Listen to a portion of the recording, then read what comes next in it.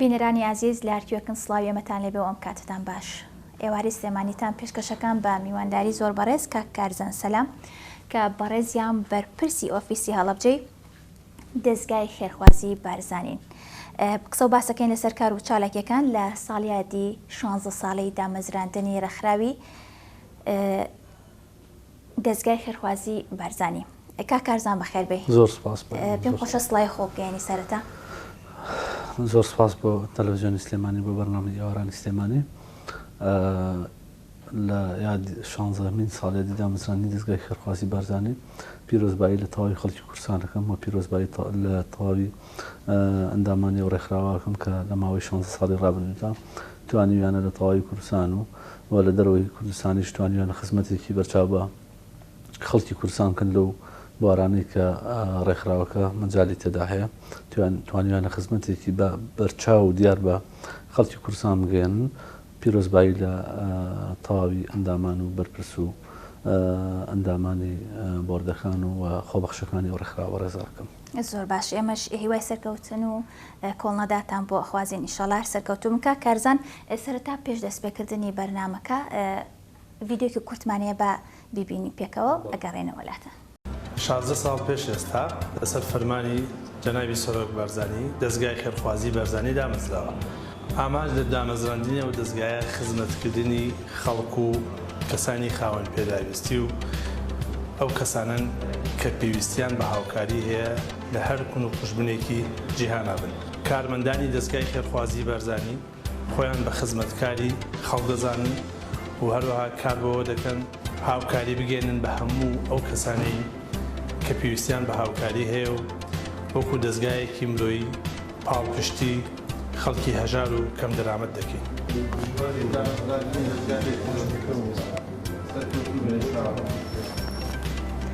16 ساڵی مرۆڤدەستی لە تەواوی هەرێمی کوردستان و مرۆڤدەستانی هەرێمی کوردستان پیرۆز بێ. هیوادارم بتوانین دەستکەوتی زیاتر بۆ کاری مرۆیی لە هەرێمی کوردستان و تەواوی جیهان بەرهەم بهێنین. پیرۆزە لە هەموومان. 16مین ساڵبەرگەڕا دامەزراندنە دەستگای خێرخوازی بارزانی لە هەموو مرۆڤاتی پیرۆز بیت. پیرۆز بێت یادی 16 ساڵی دامەزراندنی دەستگای خێرخوازی بارزانی. ساڵیادی دامەزراندنی دەستگا دەکەینە هەوێنی خزمەتی زیاتر. پیرۆز بێت 16 ساڵ خزمەت. پیرۆزە ئەم یادە مەزنە. پیرۆزە یادی 16 ساڵی دامەزرانی دەستگای خێرخوازی بارزانی لە پێناو مرۆڤایەتی. دووبارە سڵاوتان لێبێ. کاکارزان سەری کورتە ڤیدیۆیەکەمان کرد وەک ئەوەی کە بەڕێزیشان ئاماژەیان پێکرد پێش 16 ساڵ لەسەر ڕاستپاردەی بەڕێز سەرۆک بارزانی ئەم ڕێکخراوە دروست کراوە. وەک ئاگادارین و زۆربەی خەڵکیش ئاگادارە کە ئەم ڕێکخراوێکی مرۆڤ دۆستیە ئامانجی خزمەتکردنی خەڵکە بە هەموو چین و توێژەکانەوە. پێمان خۆشە لە ساڵیادی دامەزراندنەکەتانە بزین کار و چالاکی نوێتان چییە؟ ئەو کار و چالاکیانەی کە ئەم ساڵ ئێوە دەستی پێەکەن جیاوازی چیە لەگەڵ کار و چالاکیەکانی ساڵانی پێشووتردانە؟ بەڵێ دیارە دەستگای خێرخوازی بارزانی لە ساڵی 2005 کە دامەزرێت لەسەر فەلسەفەی دادگەری عەدالەت لەژێر ڕۆشنایی وتەیەکی مەرحوم بارزانی کە دەفەرمێ دەبێ میلەت خزمەتکاری ئەبێ هەموو کەسێک خزمەتکاری میلەتەکەی خۆی بێت. ئێمە لەژێر ڕۆشنایی ئەم فەلسەفەیە فەلسەفەی دادگەریە پێمان وایە ئەبێ هەموو ئینسانێک کە لەناو مجتەمع کە هاتە دنیاوە ئەبێ خزمەت بە مجتەمعی کات بەو کەسی کە پێویستێتی. لەژێر ڕۆشنایی ئەم فەلسەفەیە لەم تیۆرەیە ئەم دەستگایە لە ساڵی 2005 دامەزرێت بۆ خزمەتکردن بە ئامانجی گەیاندنی خزمەت بە هەر کەسێک کە پێویستی بەم ڕێکخراوە هەبێت چ ئەوەی کەم دەرامەت بێ هەژار بێت بێتوانە بێت خاوەن پێداویستی تایبەت بێت یا هەر سێکتەرێکە لە چوارچێوەی لایحەوتی باجی ڕێکخراوەکە یا جێگەی بێتەوە ئامانج لی خزمەتکردنە بەو بوارانە ینی لەو بوارانی کە ئاماژەمان پێدا دیارە دەستگای خێرخوازی بارزانی ڕێکخراوێکی ناسیاسی ناحکومیە لە هەرێمی کوردستانە ئەسەیەکێکە لەو ڕێکخراوانی کە توانیوێتی مزداقێتی خۆی بەدەست بێنێت دوای ئەوەی کە ڕێکخراوە نێودەوڵەتیەکان و دوای ئەوەی کە چاودێرانی نێودەوڵەتی متابعی کاروبارەکانی ئەم ڕێکخراوەکەن یانی لە ئێستاە بۆیان دەرکەوتوو کە تاکە ڕێکخراوێک بتوانێت لەژێر فەلسەفەی دادپەروەری و دادگەری کارەکانی لە هەرێمی کوردستان و دەرەوەی هەرێمی کوردستان جێبەجێ بکات ئەم ڕێکخراوە دیارە ئەم ڕێکخراوانە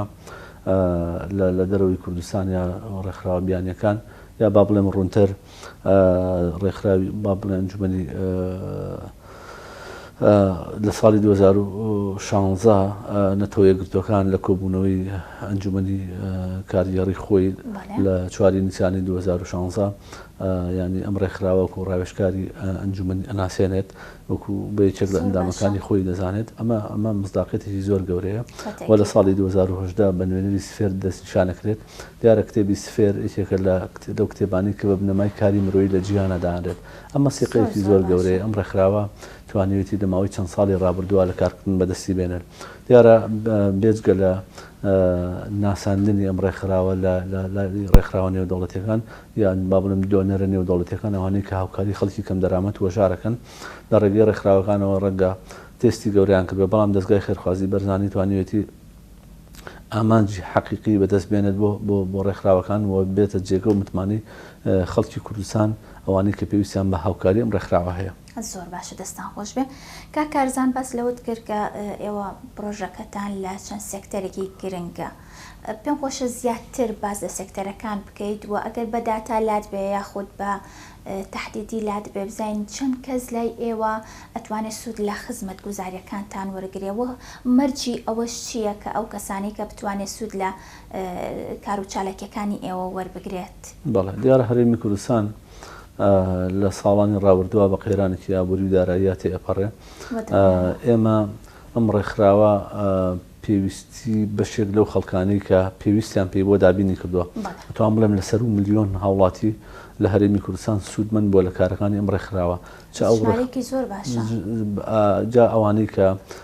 ئاوارن ئەوانەی کە پەنابەرن ئێمە زین دوای ساڵی 2014 کە شەڕی نەگریزی داعش دروست بوو لە هەرێمی کوردستان ژمارەی زۆر خەڵک ئاوارە بوو لەناو هەرێمی کوردستان شوێنەکانیان گواستەوە و بەشێکی زۆریش لە وڵاتانی دەوروبەر با بڵێم نزیکترین وڵات سووریایە کە ئاواری هەرێمی کوردستان بوون لەناو کەمپەکانی هەرێمی کوردستانە جێگیرکران تاکە ڕێکخراوێک کە توانی بێتە جێگە و متمانە و ئومێدی ئەم هاوڵاتی و پەنابەرانە یا ئەم ئاوارانە دەستگای خێرخوازی بارزانی بوو بە هاوکاری دۆنەرەکان ینی توانیان زۆرینەی پێداویستەکانی ئەو کەمپانە دابین بکەن ینی ڕەنگە ئێستا ئەگەر چاوێک لە کاری کەمپەکان یا ئەگەر سمپڵێک لە کۆمەڵی خەڵکی کەمپەکان وەربگری قسەیان لەگەڵکەی دڵنیام هەمویان دەستگای خێرخوازی باش دەناسنەوە ئاشنان بۆ خزمەتەی دەستگای خێرخوازی بارزانی وە کارمەندەکانیان وە خۆبەخشەکانیان توانیویان لە ماوەی چەند ساڵی ڕابردووە کە ئەوان لە وەزعێکی زۆر بێدەرەتان و خراپا بوون ینی پێویستیان بە هاوکاری هەموو کەس بوون ڕێکخراوە مرۆیەکان ڕەنگە وەکو پێویست ینی کەمێکیان توانی بێتیان ئەوەی دەستگای خێرخوازی بارزانی کردوتی ڕێکخراوەکانی تر بە هیچ شێوەیەک ناتوانیوە بیکەن ینی ئەکرێ بڵێم جێگەی ئومێدی خەڵکی کەم دەرامەت و ئەوانە بوون کە ڕویان لە هەرێمی کوردستان کرد چکە بەڕاستی تاکە ئومێدێک خەڵک ئومێدی لەسەر هەڵچنی بوو خەڵک چاوی لێ ئەبڕی دەستگای خێرخوازی بارزانی بوو ئەوەی توانرا لە ڕێگەی دۆنەرەکانەوە لە ڕێگەی ڕێکخراوەکە خۆیەوە ئەو پێداویستیانی کە هەیەیان بوو جەناب دەزانی ینی خەڵکی کوردستانیش باش دەزانێت کە ئەو خەڵکانی کە دێنە ئێرە وەکو پەنابەر وەکو ئاوارە هیچ شتێکیان لەگەڵ خۆیان نهێناوە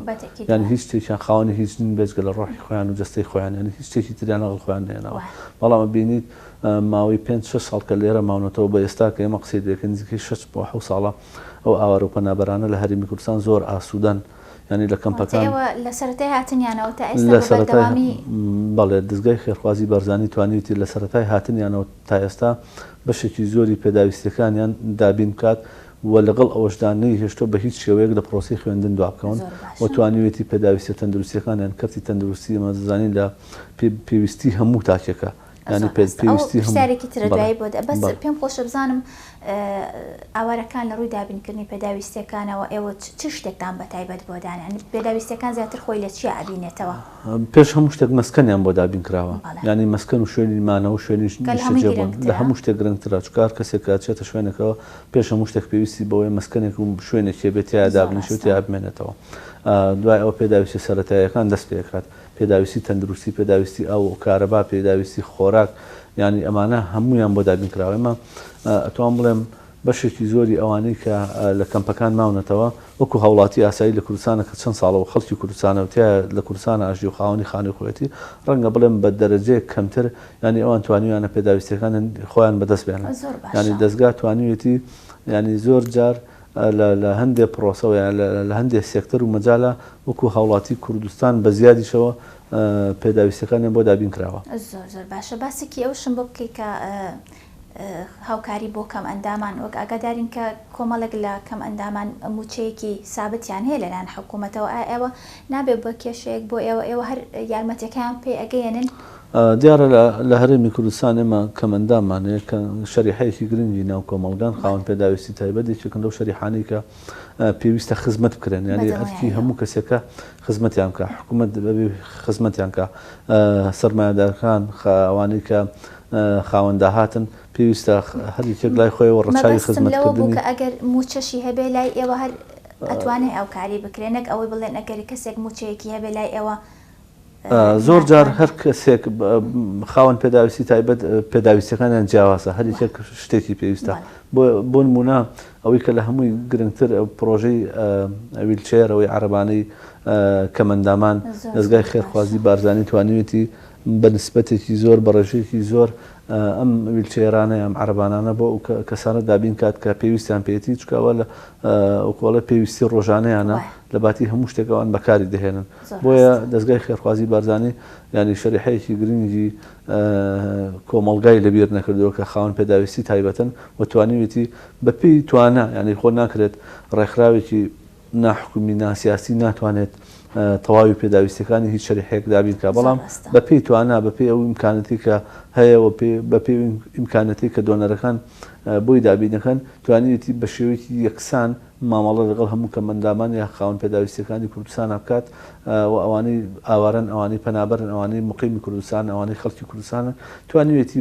بە یەک چاوسێری هەموو ئەوانە بکات کە پێویستیان پێێتی بەپێی دەرەجەی پێویستی ئەکرێ بڵێم خاوەن پێداویستی تایبەت هەیە ڕەنگە پێویستی بە هیچ هاوکاریەک نەبێت بەڵام ئەوانەی کە پێویستیانە دەستگای خێرخوازی بارزانی بە چاوی برایی بە چاوی دڵسۆزی بە چاوی خزمەتکردن توانیوێتی پێداویستەکانی دابین بکات. واتە هاوکاریەکانی دەستگای خێرخوازی بارزانی تەنها لە ڕووی مادەوە خۆی نابینێتەوە لە چەند شتی ترا خۆی بینێتەوە وەک ئەو پێداویستانی بۆ کەم ئەندامان دابین کراوە وەک خۆراک. کاروباری دەستگای خێرخوازی بارزانی بەپێی ظروف گۆڕانکاری ڕەنگە بەسەرا بێت بۆ نمونە لە ساڵی 2005 بۆ 2006 ڕەنگە بڵێم سەرەتای دامەزرانی دەستگای خێرخوازی بارزانی شتێک نەبوو کاری ئاوار و پەنابەر و ئەوانە زۆر بۆ دەرەجێ نەبوو بەڵام چکە دوای ساڵی 2014 ئێمەزانین ئەم شتە دروست بوو دەستگای خێرخوازی بارزانی تەرکیزی لەسەر و کێشانەیە کە یەخی هەرێمی کوردستانەگرێتی و یەخی خەڵکەکەگرێ و ئەو کێشە هەنووکەیانی کە ئێستا هەنیانێ بۆ نمونە لە ساڵی 2014 و 15 ئەو بوتمان کاری ئاوارە پەنابەرەکان ساڵی 2020 ئازانین قەیرانی تەندروستی دروست بوو ئەوەی ڤایرۆسی کۆڤید ینی هەموو جیهانی تەنی ینی ڤایرۆسێک بوو ژیانی لە هەموو خەڵکی کوردستان تاڵ کرد ینی تەندروستی خۆشە باسێکی ئەوما بۆکەی ڕۆڵی ئێوە لە بواری تەندروستیا چۆن هاوکاری خەڵکتان کردووە. دەستگای خێرخوازی بارزانەی بەشێکی کارەکانی هۆشیارکردنەوەی خەڵکی کوردستان بوو لە مەترسیەکانی کۆڤید-19 و بەشێکی دابینکردنی ماسک و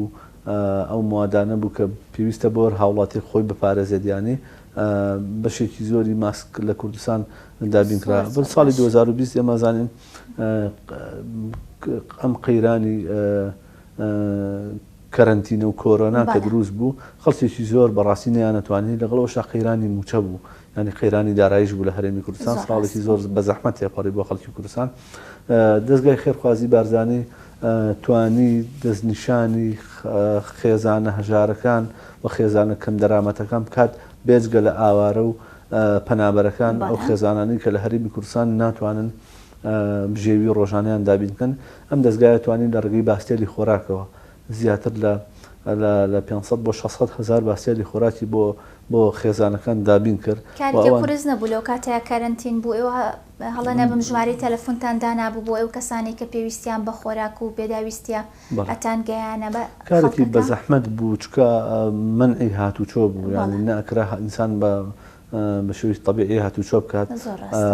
جا خەڵکەکەش زۆر بوو و ئەم قەیرانە گەر بۆ نمونە پێشتر لە ساڵادەی خەڵکی کوردستان پێویستی بوو بێت لە ساڵی 2020 تاقریبا 140 خەڵکی کوردستان پێویستی بەم باستێ لە خۆراکانە بوو بەتایبەت لە ناو ئەو شوێنانی کە لە دەرەوەی سنتەری شارەکان زیاتر پێویستیان بوو کە بڕاستی ئەزمەکە زیاتر ڕووی لە ئەوان کرد ڕووی لە هەرمی کوردستان بەعام تەوشمەکان و کوردستان و هەموو جیانی گرتەوە بەڵام ئەو خەڵکانە زیاتر پێویستیان بوو دەستگا بۆ ئەوی بتوانێت باڵانس و کۆڵی فەلسەفەی دامەزرانی دەستگایە بریتە لە دادپەروەری بۆ هەموو کەسێک ینی خزمەتکردنی هەموو کەسێک وەکووتم لەژێر ڕۆشنایی فەلسەفەی باوکی ڕۆحی کورد بارزانی نەمر کە میلەت شانازی خزمەتکاری ینی ئینسان مرۆڤ شانازی خزمەتکاری میلەتەکەی خۆی بێت لەژێر ڕۆشنایی ئەمە بەڕاستی ئەرکی قورسەوە بتوانانی هەموو ماڵێک بدۆزیتەوە کە پێویستی پێت بێت ڕەنگە باڵێن لە 100 نابەز ڕەنگە لە 90 توانیوێتی ئەو کەسانە یا خێزانانە بدۆزێتەوە کە پێویستیانە و هاوکارێکی لە کاتی خۆیان گەیاندووە بەو خێزانانە ئیتر بەو ناڕەحەتی و ئەستەنگانی کە هاتۆتە پێشی ڕێگری لەوە نەکردەوە بتوانێت خزمەت بکات. دەستان خۆش بە بەڕاستی کارێکی زۆر باشتان کرد لەو کاتەیەوە دەنگانەوەیکی زۆر باشیشی هەبوو لە هەرێمی کوردستانە هیوای بەردەوامیتان بۆ خوازم. کاکارزان پێم خۆشە بزانم تا چەند گرنگیان بە کوالەتی ئەو بەرهەموو ئەو شتانی کە لە بەردەستی ئێوایە کە ئەی بەخشن بە هاوڵاتیان و بۆ کەسانی کە پێویستیان پێێتی. بەڵێ دیارە دەستگای خێرخوازی بارزانی بۆ خۆی لەناو ئۆفیسی گشتی شوێنی تایبەتی هەیە بۆ چێککردنی ئەو خواردانە بۆ سیرکردنی یا بۆ پشکنین ینی ئەمانە هەمووی کاری سەرەکی دەستگای خێرخوازی بارزانین چکە و خەڵکی کە پێویستی بەتۆیە ڕەنگە زۆر وردەکاری لە مەسلەی تەندروستی نەکات بەڵام کاری دەستگایە کە بتوانێت چێکی ئەو خۆراکخانە بکات و بتوانێت بشوکی یەکسان بەسەر هەوڵاتیانەدا بەشیکات ئەو بابەتی تەندروستیە ئەو بابەتی فحسکردنی مواتی خۆراکی ئەوانە کاری سەرەکی دەستگا زۆر بەباشی توانی ئەوە بکات و نەهێڵێت هیچ موادێک کە خراپ بوو بەسەرچوو تێکچوو ینی ئەوەی کە شیاوی بەکارهێنانی وە زیانی بۆ تەندروستی بەکارهێنەر هەیە دەستگای خێرخوازی بارزانی بە هیچ شێوەیەکی بەکارنهێناوە. زۆر باشە. کاکارزان باز لەوە کرامیشە خۆشمان ئەبین کە دەستگای خێرخوازی بارزانی کۆمەک و هاوکاری بە هەژاران بەکەم دەرامەتان بە هەموو چین و توێژەکان و بۆ هەموو کەسێک کە ینی ئەوەی کە بیری لێ نەکردی بێتەوە ئینتیمای حیزبیە ئێوە زیاتر چۆن کار ئەەکەن لەسەر ئەم لایەنە لە ساڵی داهاتوە لە ساڵی کارکردنی تازەتانە هەر لەسەر ئەم ڕێچکەیە بەردەوام بن بەلایەنی خۆتان چۆن پاراستووە. دەستگای خێرخوازی بارزانی وەکو پێشتر وتم دەستگایەکی ناحکومی ناسیاسیە کارەکانی دەستگای خێرخوازی بارزانی لە ماوەی 16 ساڵی ڕابردوو سلمێنەری ئەم قسەیەن کە ئەم دەستگایە خزمەت بە هەموو هاوڵاتیان دەکات کە پێویستیان پێێتی بەبێ جیاوازی لە ئایدۆلۆژیا ڕنگ ڕەگەز ینی هیچ شتێک نابێتە بربەست ئللا ئەوەیە ئەو هاوڵاتیە پێویستی بە خزمەت هەبێ پێویستی بەدەستی هاوکاری دەستگای خێرخوازی بارزانی هەبێت چکە بەڕاستی هەرێمی کوردستان پێویستی بە خزمەتی هەمومانە ینی ئێمە بارزانی نەمر ئەم دەستگایە کە بە ناوی بارزانی نەمرەوەیە کەسی وا فێر نەکردووە کە جیاکاری بکات بۆ هیچ شتێک ینی کاری خزمەتکردنی بۆ هەموو هاوڵاتێک بە ئەرک زانیوە ینی ئێمەش لەژێر ڕۆشنایی ئەو فەلسەفەیە کارمان بریتە لە خزمەتکردنی هەموو هاوڵاتێک بەبێ جیاوازی ڕنگ ڕەگەز ئایدۆلۆژیا. زۆر باشە کاکارزان بیرتان لەوە نەکردێتەوە لە پرۆژێ کاری نوێتانە ئەو خزمەت گوزاریانە بنە بۆ نمونە لایەنەکانی تریژیان لە ڕووی کولتوریەوە لە ڕووی ڕۆشنبیریەوە یاخود ڕەخساندنی هەلی کار بۆ گەنجان ینی کارەکانتان فراوانتر بکەن یاخود هەر لە چوارچەوەی ئەو پرۆژەی کە ئێستا باست کرد لەوە ئەتانەوێت زیاتر بەردەوام بێت. دیارە دەستگا وەکوتم بە پێی پێداویستەکانی ڕۆژک و ڕەنکاری بەسەرادێت لە ئێستاە خەڵکێکی زۆر ئومێدێکی گەوری لەسەر ئەم دەستگایە هەڵچنیوە ئەوانن کە پێویستیان بە هاوکاریەکانی ئەم دەستگای هەیە هەر سێکتەرێک هەر لایەنێک لە ئایندا بێتە خۆی گەیاندنی خزمەت بە خەڵکی کوردستان بە شێوەیەکی بەرچاو سوودمەندی زیاتری هەبێت بە دڵنیایی دەستگای خێرخوازی سڵی لێ ناکاتەوە و کاری لەسەرەکات لە ئێستاە وەکووتمان پرۆژەمانەیە پرۆژەی خێزانی شایستەمانەی و خێزانەی کەم دەرامەتە پرۆژەی خێزانی شایستە ئەو خێزانانەی کە دەرەتانی ژیانیان زۆر زەحمەتەوە زۆر بە زەحمەت ڕۆژانە ژیان تێئەپەڕێنن بەڕێەکەن دەم دەستگایە کەیسی خێزانی شایستە دەستنیشانەکە بۆ ئەوانەی کە پێویستیانە لە هەر شارێک لە هەر شوێنێکە بەبێ هیچ جیاوازیەک ئەوانەی کە ئێمە کە کەیسەکان ئامادەکەین ینی کاری دەستگا ئەوەیەوە پێشمان وتراوە کە هیچ جیاوازیەک نابێتەوەی ئەوەی کە هیچ کەسێک بێبەش بکرێت لە خزمەتەکانی دەستگای خێرخوازی بارزانی بەڵام مەرجەکان یا شەرتەکانی دەستگا کە دایانێت بۆ ئەو کەسانە ئایا پێویستیان یا پێویستیان نییە بە پێی نسبێ ینی ئەگەر کەسێک لە 100% پێویستی بە کاری مرۆیی دەستگاکە هەبێت ئەوە ئەو زیاتر شمولەکات ینی ئێمە نسبەی خێزانەکان ڕەنگە نتوانین هەموو خێزانەکەم دەرامەتەکان هاوکاری بکەین بەڵام کام خێزانیان لە هەمویان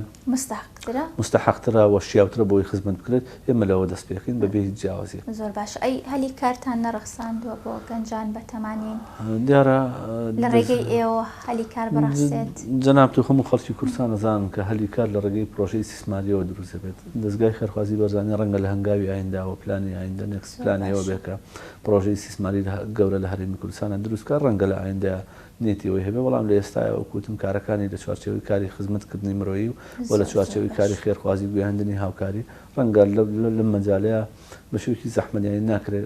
لە هەلی کار بۆ کەس بڕەخسێنرێت بەڵام ئەکرێت خزمەتی خەڵک بکرێت ینی ڕەنگە هەنگاوی ئایندە پێویستی بۆ بێکە دەستگا بێتە خاوەنی داهاتێک یا بێتە خاوەنی شتێک کە پرۆژەی سیسماری گەورە لە هەرێمی کوردستانە کە بە دڵنیایی کارێکی پیرۆزە بۆ ئەوەی لەو ڕێگەیەشەوە جارێکی کە بتوانێت خزمەت بە خەڵکی کوردستان بکاتەوە. زۆر باشە کاکارزان پێم خۆشە باسێکی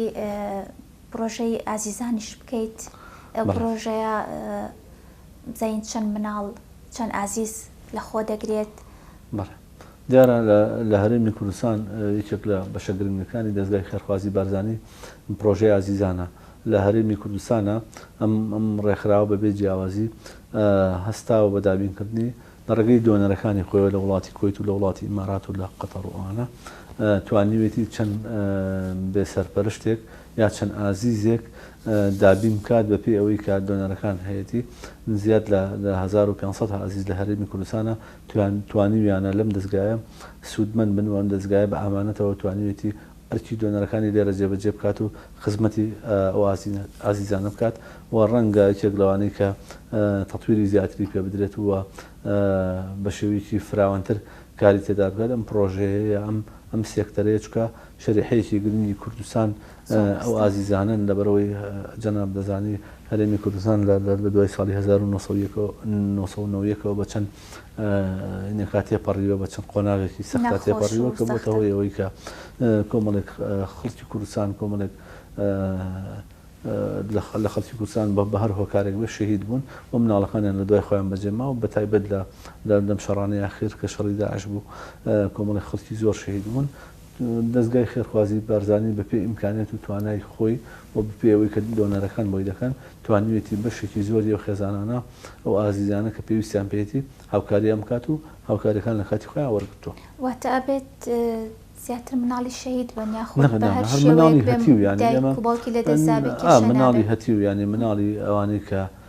بێ باوک و دایکن ینی یا بێ باوکن یا شەر نییە ینی ئەکرێ بۆ نمونە باوکی بە نەخۆشی وفاتی کرد. زۆر باشە زۆر باشە کاکارزانۆک ئاگدارین کە بەڕستان و بەرپرسی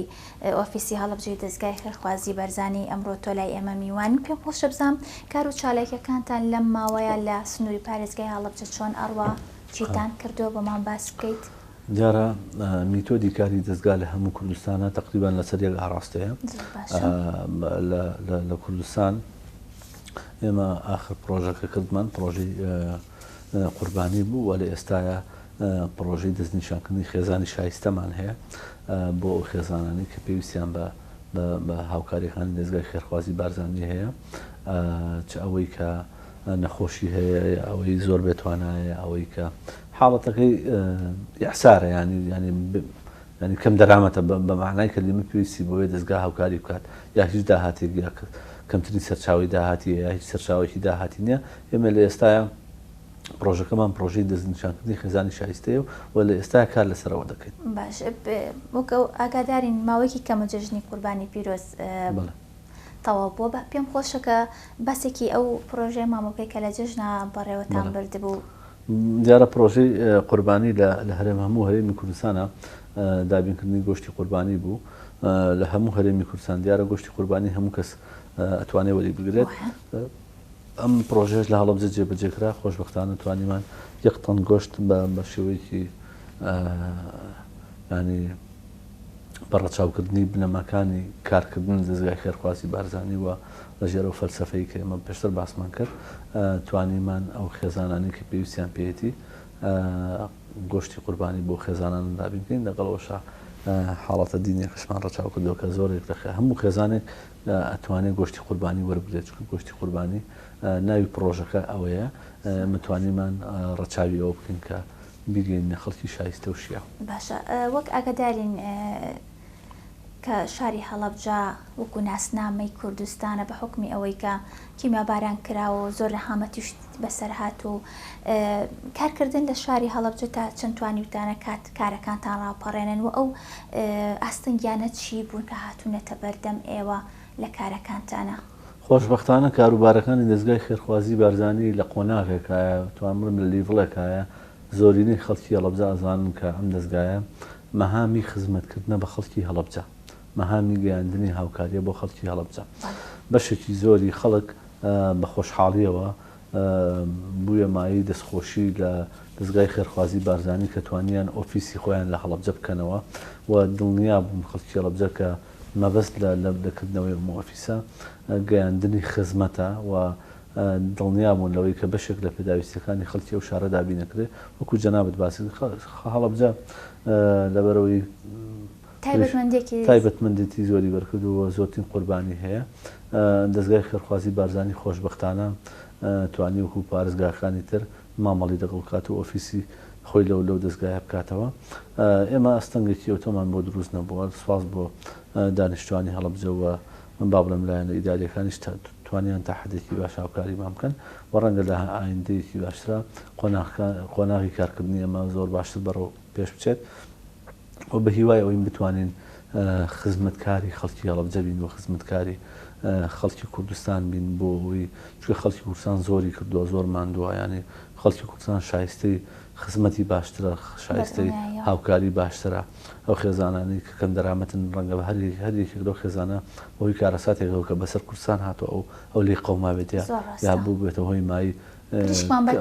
کەم دەرامەتی ئەو خێزانە ینی بەشێک بێت لەو هۆکارانی کە لە کوردستانە یەخی هەموو خەڵکی کوردستانی گرتووە بۆیە دەستگای خێرخوازی بارزانێ ئامانجێتی خزمەتی هەموو خەڵکی کوردستان بکات بەپێی مەجال و بەپێی ئیمکانێت و توانای دارایی هاوکاریەکانی بگەێنێتە هەموو خەڵکی کوردستان. زۆر باشە